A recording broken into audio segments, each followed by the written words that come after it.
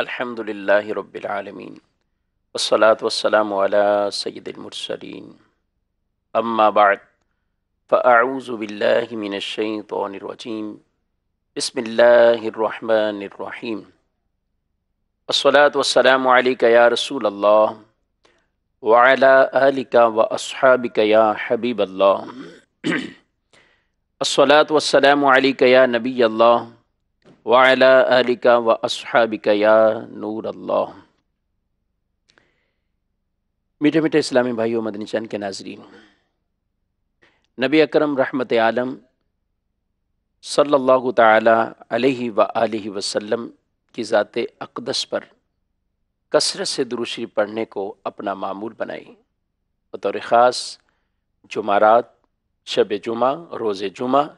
آقا دو جہاں صلی اللہ علیہ وآلہ وسلم پر کثرت سے درود شریف پڑھنے کو اپنی عادت میں شامل کر لیجیے۔ اللہ کے رسول صلی اللہ علیہ وآلہ وسلم کی حدیث مبارک ہے کہ جمعرات کے دن اللہ کے فرشتے سونے کے قلم اور چاندی کے ورق لے کر آتے ہیں اور لکھتے ہیں کون نبی کریم صلی اللہ علیہ وآلہ وسلم کی ذات پر درود شریف پڑھتا ہے۔ تو آج جمعرات کی صبح ہے۔ آج کے مبارک دن کو بھی درود پاک پڑھتے ہوئے اپنی زندگی کے لیے انمول بنائیے، کل کے دن بھی کثرت کیجیے۔ اور اب تو مہینہ ہی ربیع النور شریف جس کی آمد ہے، پورا مہینہ کثرت سے آقا علیہ الصلوۃ والسلام کو یاد بھی کرتے رہیں، آپ کا ذکر بھی کرتے رہیں۔ صلو علی الحبیب صلی اللہ تعالی علی محمد صلی اللہ علیہ وآلہ وسلم۔ مدنی چینل کے ناظرین، آپ دیکھ رہے ہیں سلسلہ شان نزول۔ یہ سلسلہ جمعرات کو بطور خاص اس ٹائم براہ راست صبح 7:30 بجے براہ راست لے کر حاضر ہوتے ہیں۔ اس سلسلے میں ہم بطور خاص قرآن مجید فرقان حمید کے بارے میں اور قرآن مجید فرقان حمید کی آیات کے شان نزول سے متعلق کچھ باتیں سنتے ہیں۔ گویا کہ اپنے اس آج کے مبارک دن کی صبح کو ہی قرآن کی باتیں سنتے ہوئے ہم اپنے لیے انمول اور خوبصورت بنانے کی سعی اور کوشش کرتے ہیں۔ قرآن مجید فرقان حمید اللہ تبارک و تعالیٰ کا وہ پیارا کلام ہے کہ جس کو پڑھنے سننے سے، جس کو سمجھنے سے لوگ گمراہیوں سے باز آ گئے، کفر و شرک کی لعنت سے باز آ گئے۔ اور قرآن مجید فرقان حمید اللہ تبارک و تعالیٰ کا وہ پیارا کلام ہے جس میں بھٹکے ہوئے انسانوں کے لیے ہدایت ہے، اور اللہ تبارک و تعالیٰ کے قرب میں پہنچانے کے بہت سے ذرائع اور اسباب اس میں موجود ہیں۔ احکام کی صورت میں، اعمال کی صورت میں اللہ تبارک و تعالیٰ نے ہمیں کیا ارشاد فرمایا ہے، رب تبارک و تعالیٰ اپنے بندوں سے کیا چاہتا ہے، اللہ تبارک و تعالیٰ نے اپنے بندوں کو کیا کیا حکم دیے ہیں، قرآن مجید فرقان حمید میں واضح طور پر ان چیزوں کا بیان ہے۔ ہمارا سلسلہ شان نزول یہ آج کے اس کڑی کے اعتبار سے تو تیسرا سلسلہ ہے، اور ہم ان ابتدائی 2 سلسلوں میں بھی کچھ ابتدان ہی گفتگو قرآن مجید فرقان حمید سے متعلق، شان نزول کے اسباب سے متعلق اور یہ اسباب نزول کی اہمیت اور ضرورت سے متعلق ہم نے کچھ کلام اور گفتگو اپنے پچھلے ماقبل سلسلوں میں سنی ہے۔ آج ہمارا جو موضوع ہے بطور خاص نبی اکرم صلی اللہ تعالی علیہ وآلہ وسلم پر وحی کی ابتدا، وحی کا آغاز کیسے ہوا، وحی کی کیوں ضروریات ہیں، اور وحی جب نازل ہوتی ہمارے پیارے نبی صلی اللہ تعالی علیہ وآلہ وسلم کی کیفیات کیا ہوتی اس وقت۔ آج کا بطور خاص یہ سلسلہ وحی کے متعلق، بلکہ یوں کہہ لیں کہ قرآن مجید فرقان حمید کا یہ ایک اہم ترین موضوع وحی کا، جس سے متعلق آج ہم باتیں سنیں گے، اور انشاءاللہ توجہ سے جب یہ کلام سنیں گے، گفتگو سنیں گے، اس میں کوئی واقعات یا حکایات تو نہیں ہے، لیکن قرآن سے متعلق بطور خاص علوم کیا کیا ہیں، ان چیزوں کا ہم جب اس طرح کی باتیں سنتے ہیں تو پھر ہمیں اندازہ بھی ہوتا ہے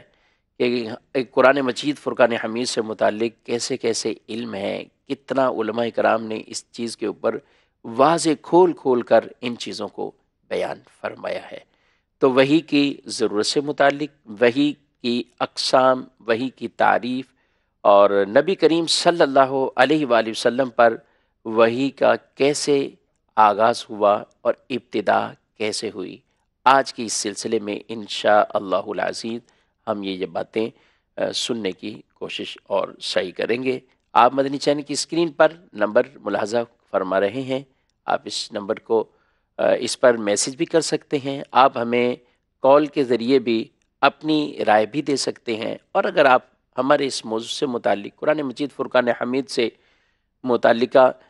کچھ بات سمجھنا چاہتے ہیں، یا قرآن مجید کی کسی آیت مبارکہ کے شان نزول سے متعلق آپ پوچھنا چاہتے ہیں تو آپ ضرور سوال کیجئے، انشاءاللہ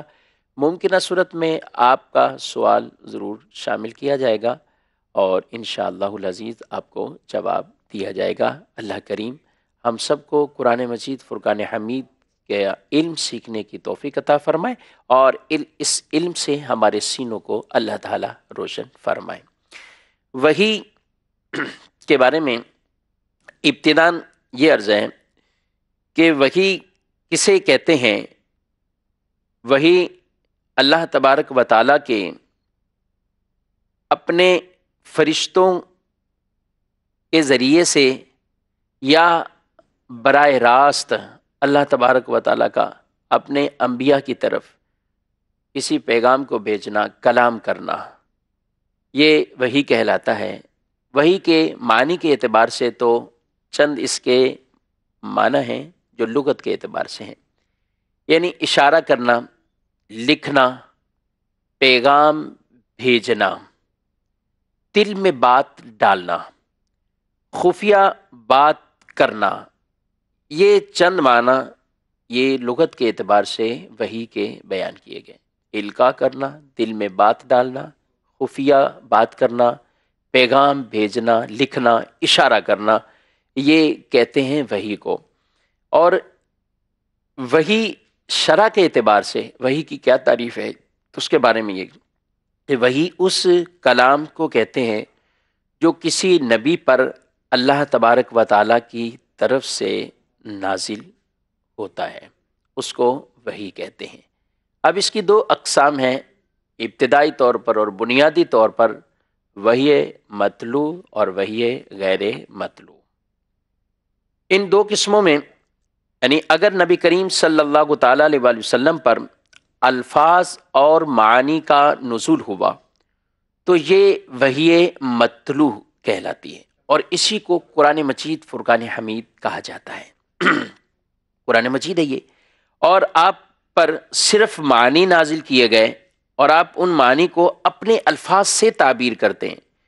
تو یہ وحی غیر مطلوع، اس کو حدیث نبوی صلی اللہ علیہ وآلہ وسلم یہ کہا جاتا ہے۔ تو نبی کریم صلی اللہ تعالیٰ علیہ وآلہ وسلم پر جو وحی کے یعنی یہ دونوں طرح کی وحی مطلوع اور وحی غیر مطلوع۔ یہاں ایک بات ہے، وحی کی ضرورت کیا ہے؟ وحی کیوں نازل کی گئی؟ دیکھیں اس کی چند حکمتیں علماء کرام نے اپنی کتابوں میں واضح طور پر بیان فرمائی ہیں۔ ایک بات یہ ارشاد فرمائی کہ انسان مدنی و تباہ ہے، یعنی انسان مل جل کر رہتا ہے۔ ہر انسان کو اپنی زندگی گزارنے کے لیے کچھ چیزوں کی ضرورت ہے، خوراک کی ضرورت ہے، مکان کی ضرورت ہے، کپڑوں کی ضرورت ہے، کھانے پینے کی چیز، استعمال کی چیز، ان اسباب، ان ذرائع، ان چیزوں کی انسان کے لیے ضرورت ہے۔ اور انسان مدنی تباہ یعنی آپس میں مل جل کر یہ رہتے ہیں اور گزارا کرتے ہیں۔ اسی طرح انسان نکاح بھی اپنی نسل کو آگے چلانے کے لیے نکاح بھی کرتا ہے۔ تو گویا کہ انسان کی چند ان ضروریات کا معاملہ جس میں وہ اپنے استعمال کی چیزیں ہوں، کپڑا ہو، مکان ہو، خوراک ہو، کھانا پینا ہو، اور اس کے ساتھ ساتھ اپنی خواہش کی تکمیل کے لیے بھی اور اپنی نسل کی آگے بڑھوتری کے لیے نکاح بھی کرتا ہے۔ تو یہ ساری چیزیں یہ چونکہ انسان سے متعلقات یہ چیزیں ہیں، تو اس کے لیے کوئی نہ کوئی ایسا قانون وہ ہونا ضروری ہے کہ جس قانون کے تحت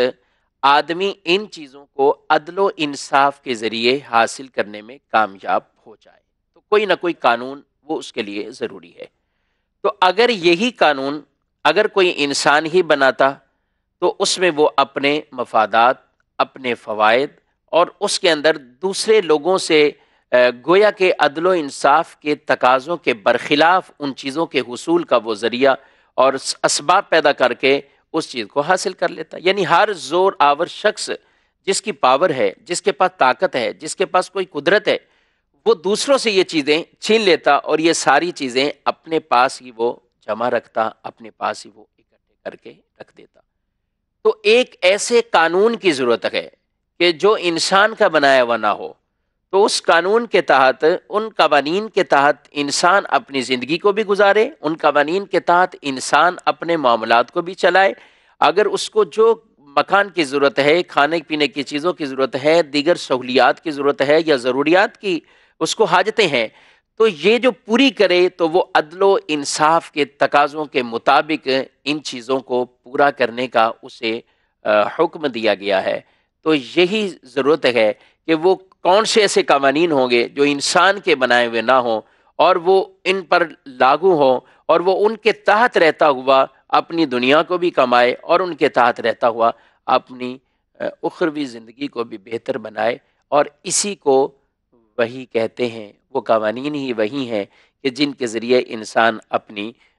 زندگی جو ہے وہ گزارتے ہیں۔ اب یہ قوانین ظاہر ہیں کہ اللہ کے بنائے ہوئے قوانین ہیں، تو اللہ تبارک و تعالیٰ کا یہ پیغامات، اللہ تعالیٰ کے ارشادات، اللہ تعالیٰ کے احکامات یہ کیسے پتہ چلیں گے انسانوں کو؟ تو اس کے ذریعے بیچ میں ایک واسطہ انبیاء کا ہے۔ تو انبیاء کے ذریعے اللہ تبارک و تعالیٰ نے اپنے ان ارشادات کو آگے ان کی امتوں اور اللہ نے اپنے بندوں تک ان چیزوں کو پہنچایا۔ تو اسی چیز کا نام وہی ہے کہ جو چیزیں ہمیں اللہ کی وحی سے جانی جاتی ہوں، اللہ کی وحی سے ہمیں پہچانی جاتی ہوں۔ دوسری بات، انسان عقل کے ذریعے خدا کے وجود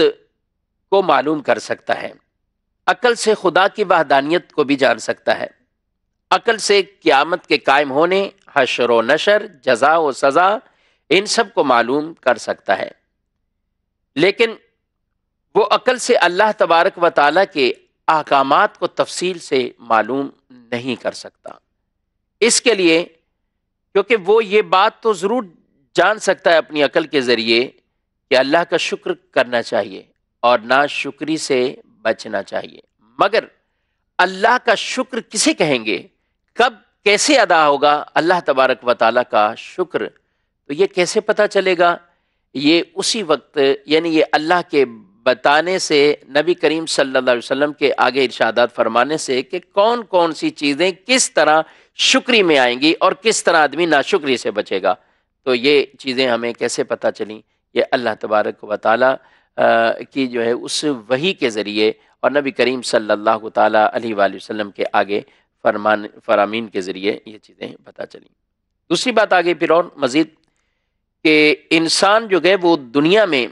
بے مقصد پیدا نہیں کیا گیا، انسان بے مقصد پیدا نہیں ہوا ہے، اس کے کچھ نہ کچھ مقاصد ضرور ہیں۔ وہ دنیاوی طور پر بھی اپنی ذمہ داریوں کو پورا کرنے اور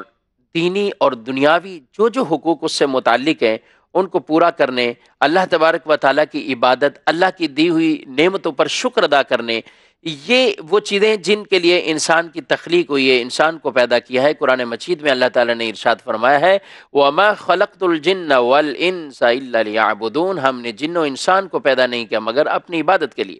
کہ وہ عبادت کرتے ہیں اللہ تبارک و تعالیٰ کی۔ تو اللہ نے ان کو پیدا کیا اپنی عبادت کے لیے۔ دنیا میں جو کچھ بھی کماتے کھاتے رہتے ہیں وہ ضروریات زندگی، یہ سارے معاملات ہیں، لیکن ان کو بھی آدمی کس طریقے سے حاصل کرے اور اللہ کی عبادت کیسے بجا لائے، یہ چیزیں ایسی نہیں ہیں کہ جو محض ایک عقل کے ذریعے آدمی پہچان لے اور اس کے لیے وحی کی ضرورت نہ ہو. تو جب آدمی محتاج ہے ایسی چیز کے علم حاصل کرنے کے لیے تو اسی چیز کا گویا کہ نام وحی ہوا کہ اللہ تبارک و تعالیٰ نے اپنے حبیب صلی اللہ تعالی وسلم کو بطور وحی یہ ارشادات بتائے اور نبی کریم صلی اللہ علیہ وآلہ وسلم نے اس کی تعلیمات اپنی امت تک آگے پہنچائی. پھر اگر یہ بات بھی سمجھنے کی ہے کہ احکامات بھی اللہ تبارک و تعالیٰ کے، نماز تو پتہ چلی نماز ہے، زکوٰۃ ہے، لیکن نماز صرف نماز ہے، اس کو پڑھنا کیسے؟ زکوٰۃ کب ادا کی جائے گی، کتنی دی جائے گی، کیسے دی جائے گی، اس کا کیسے انسان کو علم ہو؟ تو یہ ضرور انسان اس میں بھی کسی کی طرف محتاج ہے، اور وہ جو محتاجی ہے وہ اپنے دین کی طرف اور شارع علیہ السلام کی طرف. اور نبی کریم صلی اللہ تعالیٰ علیہ وآلہ وسلم کو کیسے پتہ چلا ان چیزوں کا؟ تو وہ آپ صلی اللہ تعالیٰ علیہ وآلہ وسلم کو اللہ تبارک و تعالیٰ کی وحی کے ذریعے ان چیزوں کا علم ہوا. تو بہت سی چیزیں ایسی ہیں. اب جیسے انسان ہے وہ حواس کے ذریعے، یعنی اپنی زبان کے ذریعے، چکھنے کے ذریعے، دیکھنے کے ذریعے، سننے کے ذریعے، سونگھنے کے ذریعے، چھونے کے ذریعے کئی چیزوں کو جان دیتا ہے. کسی چیز کے رنگ، بو، اس چیز کو ہم اگر پہچاننا چاہتے ہیں، جاننا چاہتے ہیں تو ہم کسی کا ذائقہ محسوس کرتے ہیں. معلوم کرنے کے لیے ہم اس کو چکھتے ہیں، اس کا ذائقہ ہمیں محسوس ہوتا ہے. کسی چیز کو سن کر ہم اس چیز کے بارے میں علم رکھتے ہیں، کسی کو سونگ کر اس کے بارے میں ہم علم رکھتے ہیں. تو یہ جو ہماری حواس کے ذریعے چیز پہچانی جاتی ہیں، یہ کئی چیزیں ایسی ہیں کہ جو حواس اور عقل کے ذریعے پہچانی جا سکتی ہیں. مگر اللہ تبارک و تعالیٰ کے احکامات، اللہ تبارک و تعالیٰ نے کیا ارشادات فرمائے ہیں، یہ چیزیں ان حواس سے یوں پہچانی اور جانی نہیں جا سکتی، بلکہ عقل کے ذریعے آدمی کئی اعتبار سے غلطی بھی کھا جاتا ہے. آپ گاڑی میں سفر کر رہے ہوں، آپ ٹرین پہ جا رہے ہیں تو ارد گرد اگر میدانوں کو دیکھتے ہیں تو گویا کہ ہمیں یوں محسوس ہو رہا ہوتا ہے کہ درخت بہت تیزی سے چلتے ہوئے جا رہے ہیں، درخت جا رہا ہے، عمارتیں جا رہی ہیں، ساری کی ساری بلڈنگیں گھوم رہی ہیں. یہ عقل تقاضا یہ کرتی کہ یہ گویا کہ یوں ہو رہا ہے، لیکن حقیقت ایسی نہیں ہے. ہماری گاڑی جا رہی ہے، ہم ٹرین پہ ہیں، ہماری ٹرین جا رہی ہے، لیکن یہ چیزیں اپنی اپنی جگہ پر کھڑی ہوئی ہیں، یہ چیزیں اپنی اپنی جگہ پر ٹھہری ہوئی ہیں. تو اس سے ہمیں پتہ چلا کہ بعض اوقات عقل بھی کسی چیز کو سمجھنے کے لیے غلطی کھا جاتی ہے. حواس کے ذریعے بھی آدمی جب اس طرح کو کوئی معاملہ ہو، کوئی غلطی والا معاملہ ہو، اس پر آدمی کو جو ہے وہ عقل بھی تنبیہ کرتی ہے بعض اوقات. اور جب کبھی عقل کی غلطیوں پہ کوئی چیز کی تنبیہ کی ضرورت ہو تو وہ کیسے ہوگا؟ وہ احکام الہیہ سے ہوگا، وہ احکام رسول صلی اللہ علیہ وآلہ وسلم سے ہوگا. تو یہ میں باتیں چند عرض کر رہا ہوں کہ وہی اس کی ضرورتیں ہیں، اس کی ضرورت اور اہمیت ان چیزوں سے ہمیں سمجھنی چاہیے. اسی وجہ سے اللہ تبارک و تعالیٰ نے اپنے انبیاء کرام علیہم السلام ان کی طرف اللہ تعالیٰ نے وحی ارشاد فرمائی. وحی کے معنی ہم نے شروع میں ابتداءً عرض کیے، اشارہ کرنا، لکھنا، دل میں بات ڈالنا، خفیہ بات کرنا وغیرہ، یہ وحی کو کہتے ہیں. اور اصطلاح میں شرع کے اعتبار سے اس وحی کی تعریف یہ ہے کہ جو کسی نبی پر اللہ تبارک و تعالیٰ کی طرف سے کلام نازل ہو اسے وحی کہتے ہیں. اور وحی کی دو قسمیں ہیں، وحی مطلوع اور وحی غیر مطلوع. وحی مطلوع کے بارے میں کہ وہ کہ جب نبی کریم صلی اللہ علیہ وسلم پر الفاظ اور معنی کا نزول ہو تو یہ وحی مطلوع کہلاتی ہے، اس کی تلاوت کی جاتی ہے، یہ قرآن کا حصہ ہے. اور دوسری بات کہ جب آپ پر صرف معنی نازل کیے گئے ہوں اور الفاظ آپ کے اپنے ہوں، ان کو بیان کرنا نبی کریم صلی اللہ علیہ وسلم نے از خود بیان کیا ہے، اپنے الفاظ میں بیان کیا ہے، اس کو وحی غیر مطلوع کہا جاتا ہے. اور اسی چیز کا نام احادیث نبویہ صلی اللہ تعالی علیہ وآلہ وسلم ہے. اب یہ وحی انبیاء کے حق میں کیسے ہوتی تھی؟ تو ابتداءً 3 طرح کی اس کی قسمیں بیان کی گئیں کہ وحی کیسے ہوتی تھی، وحی کے یہ معاملات کیسے ان پر وحی کا نزول ہوتا تھا. تو ارشاد فرمایا کہ بلا واسطہ، فرشتوں کے واسطے کے بغیر براہ راست اللہ تبارک و تعالیٰ کا کلام قدیم سننا، جیسے ہمارے پیارے نبی صلی اللہ تعالیٰ علیہ وآلہ وسلم نے معراج کی شب اللہ تبارک و تعالیٰ کے کلام کو براہ راست بیداری کے اندر آپ نے سنا، تو یہ بغیر کسی فرشتے سے اللہ کے کلام کو سننا ایک پہلی قسم۔ اور اسی میں نبی کریم صلی اللہ علیہ وسلم نے بھی سنا، حضرت موسیٰ علیہ السلام کوہ طور پر پہنچے تو آپ نے بھی رب کا کلام سنا۔ دوسری یہ ہے کہ فرشتے کی وساطت سے، بیچ میں فرشتہ ذریعہ ہے اور فرشتے کے واسطے سے اللہ کے کلام کو سننا، یہ وحی کا ایک دوسرا انداز ہوا کرتا تھا، اور اس وحی کے نزول کے اعتبار سے اس کی دوسری قسم ہے۔ وحی کی تیسری قسم، انبیاء کرام علیہ السلام کے قلوب میں معانی کا القاء ہو جانا، اللہ تبارک و تعالیٰ کی طرف سے نبیوں کے دلوں میں ان چیزوں کا القاء ہو جانا، تو یہ وحی کی تین قسمیں کہلاتی ہیں۔ اسی لیے میرے آقا صلی اللہ تعالیٰ علیہ وآلہ وسلم فرماتے ہیں کہ جبریل امین نے میرے قلب میں یہ القاء کیا ہے، جبریل امین میں مجھے میرے دل میں یہ بات ڈال دی ہے، تو یہ بھی وحی کی اقسام میں سے ایک قسم وحی کی یہ بھی کہلاتی ہے۔ اب یہ تینوں جو قسمیں ہیں، یہ وحی ہوتی کیسے تھی، کن کیفیات کے ساتھ ہوتی تھیں، تو اس کی بھی چند آگے اور صورتیں بیان فرمائی گئیں۔ اب وہ انداز کیا تھے؟ بعض اوقات خواب کے اندر، ہاں جی ہاں، نبی کے خواب وہ حق اور سچ ہوتے ہیں، اس میں کسی طرح کے شیطانی معاملات کو کوئی دخل نہیں ہوتا ہے۔ نبی کریم صلی اللہ تعالیٰ علیہ وآلہ وسلم کی وحی کی ابتدا، وحی کا آغاز، ان باتوں کو ارشاد خود حدیث نبی صلی اللہ علیہ وآلہ وسلم میں بیان فرمایا گیا۔ بخاری شریف کے ابتدان میں ہی وحی کی ابتدا کیسے ہوئی، یہ ابواب کے ساتھ پوری احادیث طیبہ میں ان چیزوں کی تفصیل کو بیان کیا گیا کہ اولاً نبی کریم صلی اللہ تعالیٰ علیہ وآلہ وسلم کو رویا صالحہ اور رویا صادقہ، یعنی سچے خواب اور نیک اور اچھے خواب، ان کے ذریعے ان چیزوں کو حدیث نبی صلی اللہ تعالیٰ علیہ وآلہ وسلم میں بیان کیا گیا ہے۔ تو یہ بھی ایک وحی کا طریقہ کہ خواب میں اللہ کے نبی کی طرف خواب کے اندر وحی کا آ جانا۔ حضرت ابراہیم علیہ السلام کو خواب میں ہی تو یہ حکم ہوا تھا کہ اپنے بیٹے اسماعیل علیہ السلام کی قربانی کریں، تو یہ آپ کی طرف جو یہ حکم تھا تو یہ وحی کہلاتا ہے۔ اس لیے آپ اس حکم کو پورا کرنے کے لیے آپ نے جو کچھ اپنی طرف سے کرنا تھا گویا کہ آپ کر چکے، اور آپ کے بیٹے نے جو قربانی دینی تھی گویا کہ وہ بیٹے بھی قربانی دے چکے۔ آپ علیہ السلام کی اہلیہ نے جس طرح صبر و استقلال کے ساتھ اس چیز کو قبول کیا کہ یہ اللہ کا حکم ہے، تو پھر اسماعیل جو ہیں ہم اللہ کے نام پہ قربان کر رہے ہیں، اللہ کے حکم کے آگے پھر کسی طرح کی کوئی دوسری رائے یا دوسری سوچ نہیں ہے۔ تو یہ خواب میں ہی تو وہ حکم تھا، اور یہ نبی کے ساتھ جو خواب کا معاملہ ہے تو یہ وحی ہوتا ہے۔ آج عام کسی کو اس طرح کا خواب آئے تو وہ ہرگز اس کے اوپر اس کو عمل کرنا یوں جائز نہیں کہ کوئی آدمی اپنی اولاد کو ذبح کر دے کہ مجھے خواب آیا ہے، مجھے خواب میں یہ حکم دیا گیا ہے۔ اور خواب کی اسی لیے پورا ایک خواب کے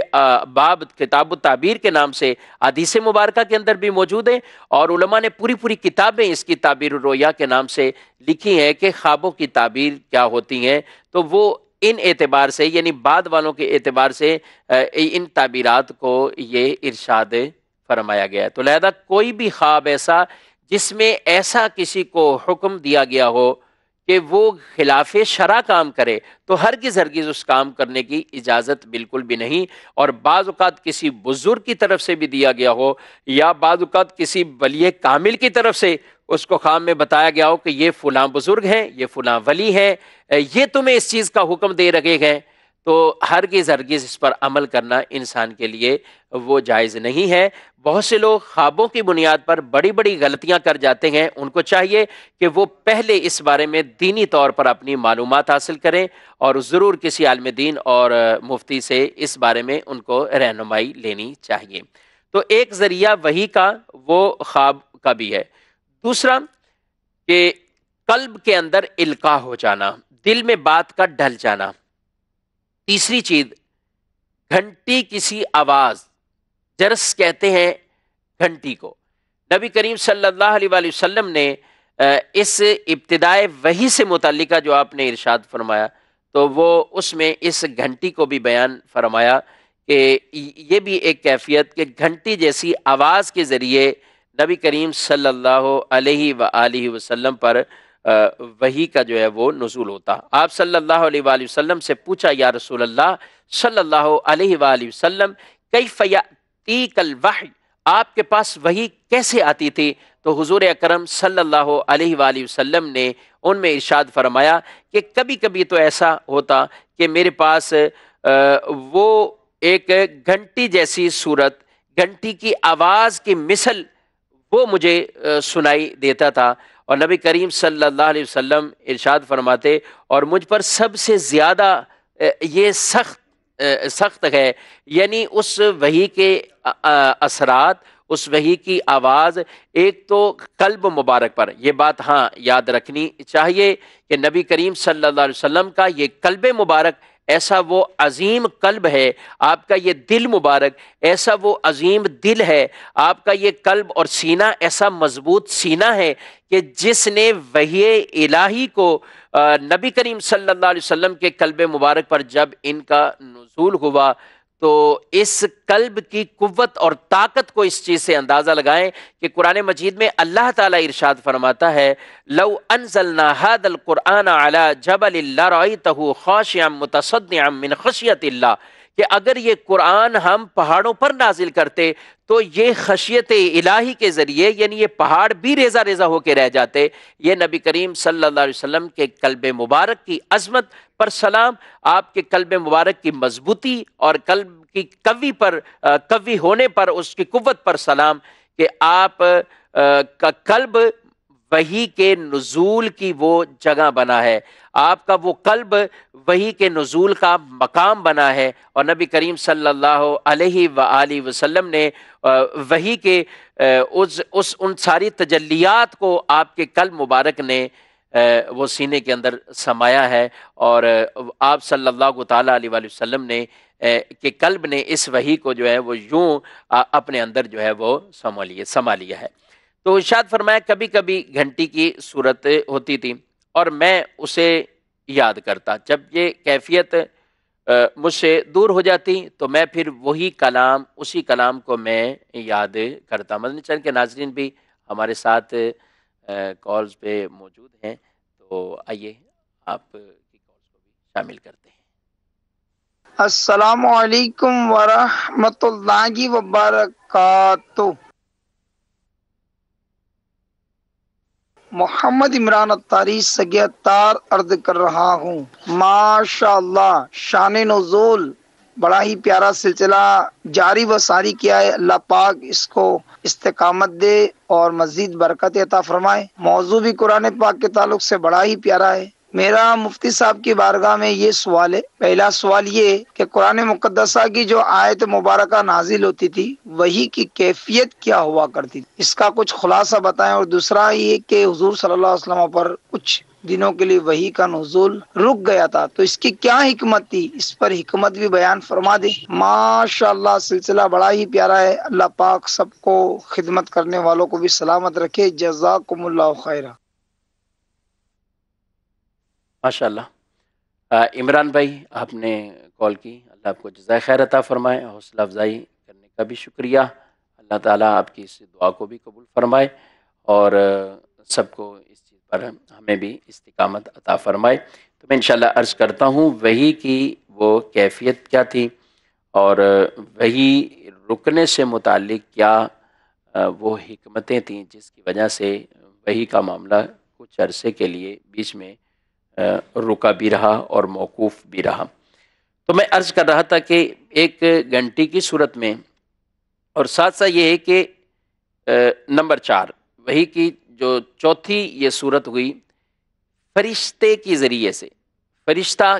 کسی آدمی کی صورت میں آ کر اللہ تبارک و تعالیٰ کا پیغام لے کر نبی اکرم صلی اللہ علیہ وآلہ وسلم کی بارگاہ میں حاضر ہوتا، اور یہ فرشتے حضرت جبریل امین علیہ السلام تھے کہ جو نبی کریم صلی اللہ علیہ وآلہ وسلم کے پاس وحی لے کر نازل ہوتے ہیں۔ اور یہ بھی بیان کیا گیا حضرت اسرافیل بھی آپ صلی اللہ علیہ وآلہ وسلم کی طرف وحی لے کر آپ بھی حاضر ہوتے، اور اس کا کچھ عرصہ کہ ابتداً 3 سال بعض نے بیان کیا حضرت اسرافیل یہ بھی وحی لے کے آتے، پھر اس کے بعد بقیہ سب حضرت جبریل امین ہی وحی کے یہ معاملات کو لے کر پیغامات لے کر آپ نازل ہوتے۔ تو فرشتے کا آنا کس صورت میں ہوتا؟ بعض اوقات ایک عام مرد کی صورت میں حضرت جبریل کے بارے میں بیان کیا جاتا ہے، حضرت دحیہ کلبی ان کی آپ صورت میں آپ نبی کریم صلی اللہ علیہ وآلہ وسلم کے پاس آتے، خوبصورت صحابی تھے، اور ان کے صورت میں حضرت جبریل نبی کریم صلی اللہ علیہ وآلہ وسلم کے پاس آپ آتے۔ اور کبھی یہ کہ جبریل امین اپنی ملکوتی شکل میں حاضر ہوتے، ملکوتی شکل آپ کی جو اصل صورت اور شکل ہے اس میں، اور کیا اس کی کیفیت ہے کہ جس کے 600 بازو ہیں جن سے یاقوت اور موتی جو ہیں وہ جڑے ہوئے ہیں، اور ایسی کیفیات آپ ذرا اندازہ کریں فرشتے کی ملکوتی صورت، اور وہ بھی فرشتوں کے سردار حضرت جبریل امین علیہ السلام، آپ اپنی اس ملکوتی صورت میں کہ 600 آپ کے پر ہوں اور یاقوت اور موتی اس کے ساتھ جڑے ہوئے ہوں، اس صورت کے اندر آپ بھی وحی کا نزول کرنا، نبی کریم صلی اللہ علیہ وآلہ وسلم نے حضرت جبریل کو ان دونوں صورتوں میں، آپ نے ملکوتی صورت میں بھی آپ نے ملاحظہ فرمایا اور دیکھا، اور یہ عام مرد کی صورت میں یہ تو بار بار نبی کریم صلی اللہ تعالی علیہ وآلہ وسلم کہ بار بار اس صورت کے اندر تو آپ بار بار حضور صلی اللہ علیہ وسلم کے پاس وحی لے کر آپ آتے رہے۔ تیسری صورت یعنی گھنٹی کے ذریعے سے، فرشتے کے ذریعے سے، اور فرشتے کے عام آدمی کی صورت میں، یا جبریل امین کا اپنی ملکوتی صورت کے اندر نازل ہونا۔ اور ایک صورت یہ کہ فرشتے کے اندر ہی حضرت اسرافیل علیہ السلام آپ کا بھی وحی لے کر حاضر ہونا۔ اور چھٹی صورت یہ ہے کہ اللہ تبارک و تعالیٰ کے کلام قدیم کو سننا براہ راست بیداری میں، جیسا کہ آپ صلی اللہ علیہ وسلم نے شب معراج کو سنا، اور حضرت موسیٰ علیہ السلام نے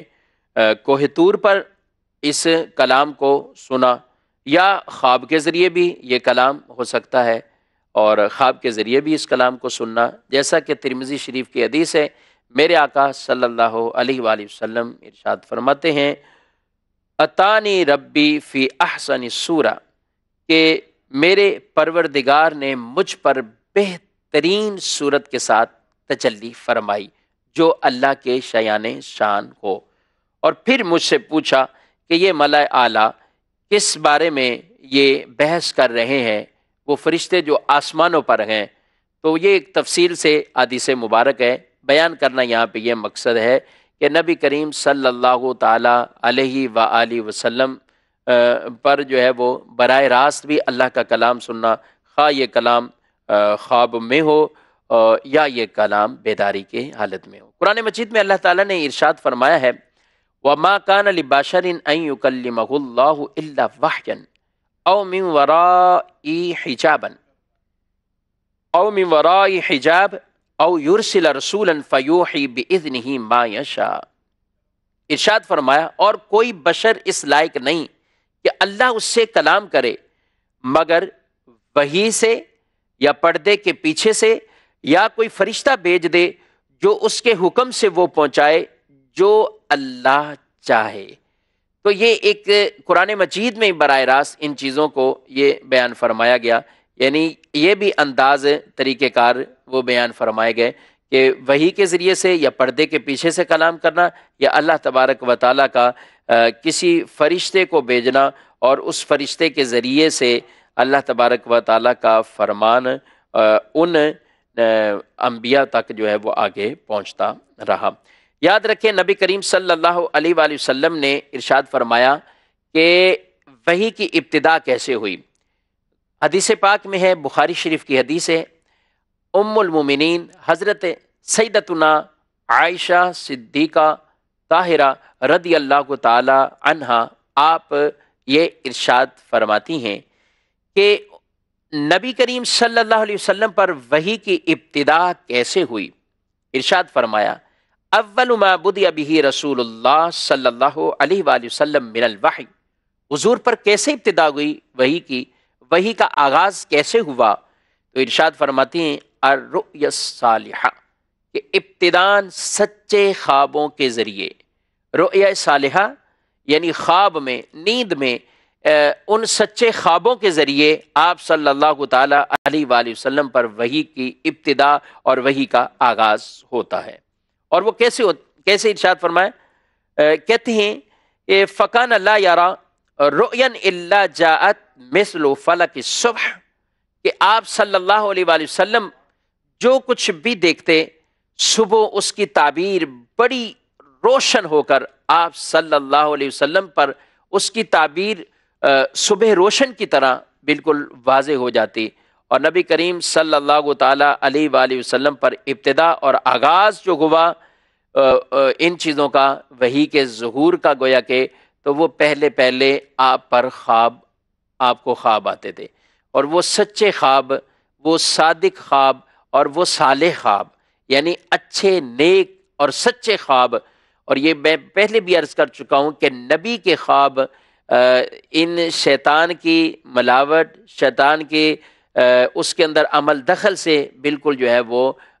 پاک اور صاف، اللہ نے ان کو محفوظ رکھا ہوا ہے، یعنی ہرگز ایسا نہیں ہو سکتا۔ بلکہ نبی کریم علیہ السلام نے خود ارشاد فرمایا، جو خواب میں مجھے دیکھے اس نے حق ہی دیکھا ہے، کیونکہ میری صورت میں شیطان نہیں آ سکتا۔ شیطان اور صورتیں تو سب بنا سکتا ہے، کسی اچھے آدمی کی بھی صورت میں آ سکتا ہے، کسی ولی کی صورت میں بھی آ سکتا ہے، کسی نیک آدمی کی صورت میں بھی آ سکتا ہے،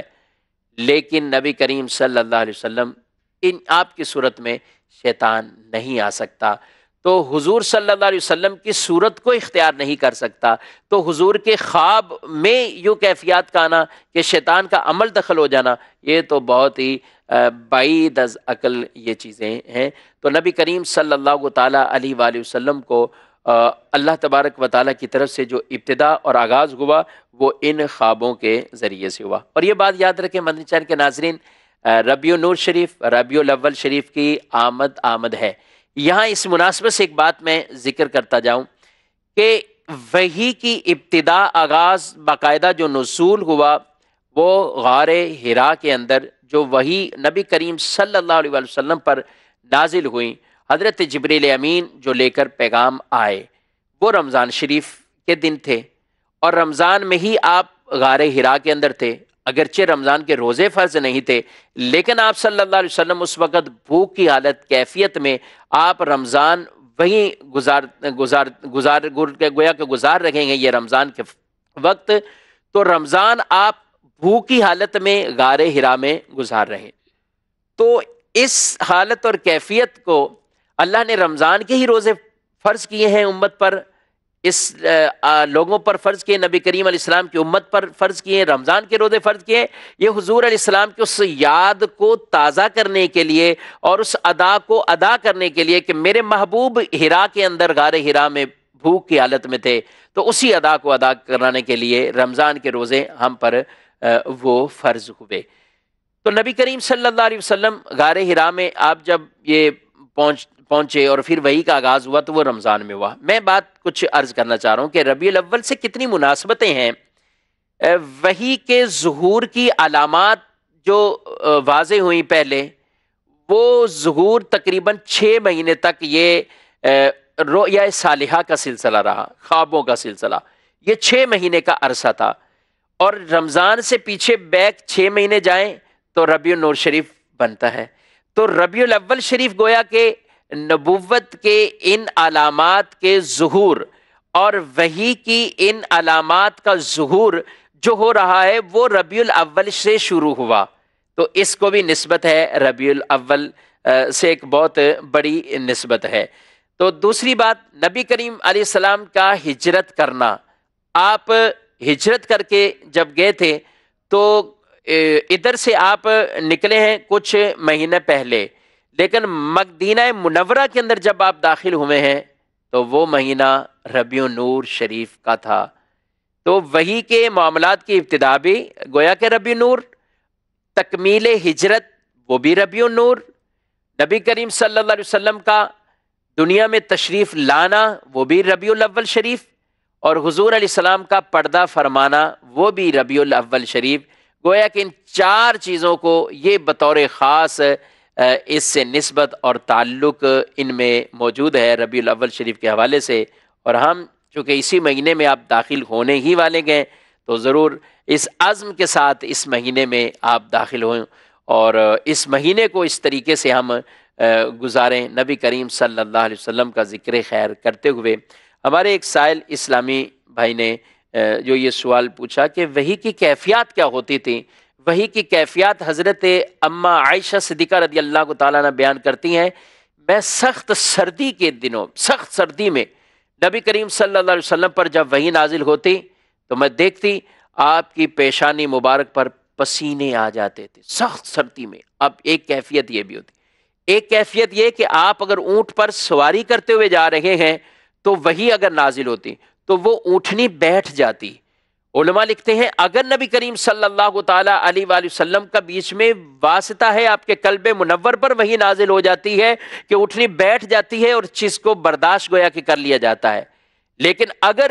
نبی کریم صلی اللہ علیہ وسلم کا بیچ میں واسطہ یہ سلسلہ نہ ہو تو قرآن تو یہ فرما رہا ہے کہ اگر یہ قرآن پہاڑوں پر نازل ہوتا تو وہ ریزہ ریزہ ہو جاتے، لیکن قلب مصطفیٰ صلی اللہ علیہ وآلہ وسلم پر لاکھوں سلام کہ آپ وحی کے نزول کا وہ مقام قلب مصطفیٰ صلی اللہ تعالی علیہ وآلہ وسلم بنا تو اٹھنی بیٹھ جاتی۔ وحی جب آپ پر نازل ہوتی تو بعض اوقات یہ کیفیات بھی ہوتی کہ ایک صحابی کہتے ہیں حضور اسلام میری ران پر سر مبارک رکھ کے آرام فرما رہے تھے کہ وحی کا نزول ہونا شروع ہوا اور مجھے ایسا ڈر لاحق ہوا کہ کہیں میری ران ہی نہ ٹوٹ جائے، میری ٹانگ ہی نہ ٹوٹ جائے، ایسا یعنی خطرہ محسوس ہونا، ایسی ایک طاقت کا محسوس ہونا کہ کچھ چیز کا نزول ہو رہا ہے، کچھ بوجھ ایسا ہے کہ یہ کہتے ہیں نبی کریم صلی اللہ علیہ وسلم کے قلب مبارک کا کیا کہنا ہے کہ آپ پر وحی کا نزول ہوتا رہا۔ تو یہ وحی کی کیفیات ہوتی۔ وحی بعض اوقات